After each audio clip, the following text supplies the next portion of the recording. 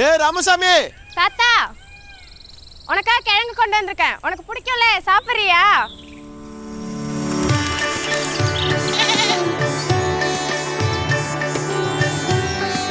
தாத்தாவுக்கு நகை இல்ல, நீங்க பிச்சு தரியா? கொடுங்க தாத்தா. தாத்தா நான் எவ்வளவு ஸ்ட்ராங் பாத்தியா? என் பேத்தி எப்பவுமே ஸ்ட்ராங் தான். என் ஸ்ட்ராங்கான பேத்திக்கு ஒரு ஸ்ட்ராங்கான கிஃப்ட் கொடுப்பா. ஐ இந்தா தாத்தா. இது எப்பவும் போல என் பேத்திக்காக. ஹாய்.